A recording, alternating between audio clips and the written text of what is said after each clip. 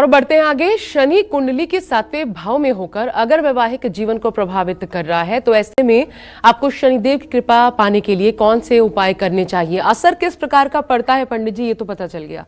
उपाय और क्या किए जा सकते हैं?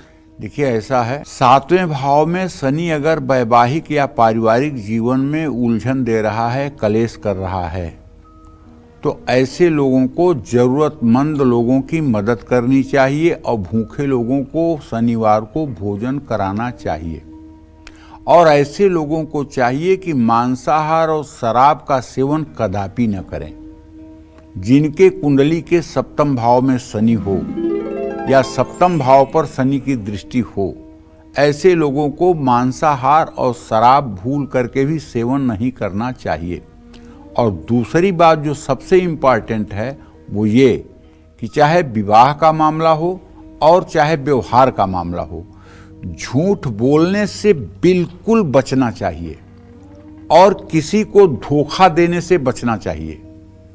क्योंकि एक बात जान लीजिए कि अगर आप झूठ बोल करके और धोखा दे करके विवाह कर लेंगे तो लगने सनौ कर्मगते शशांक सुकृक्षिते वा यदि बंध भोगता, तो केंद्रस्थ शनि आपको जेल तक भी लेके जाएगा। तो ऐसे में विवाह में पूरी पारदर्शिता बरतनी चाहिए। किसी चीज को झूठ बोल करके विवाह नहीं करना चाहिए, न कन्या पक्ष को न वर पक्ष को। दोनों को एक दूसरे के लिए खुली किताब की तरह ही होना चाहिए और अपने चरित्र पर स्वयं मूल्यांकन करके और जो पवित्र वैवाहिक जीवन है उसके निर्वहन का संकल्प अपने मन में लेना चाहिए।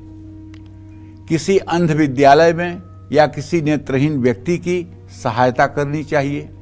किसी तरह से हरे पेड़ भूल करके भी नहीं काटना चाहिए, ना ही दूसरों को काटने देना चाहिए। अपने से कमजोर लोगों का या जानवरों को परेशान नहीं करना चाहिए। गाय को, कुत्ते को या बंदर को जब भी संभव हो तो कुछ खिलाना चाहिए।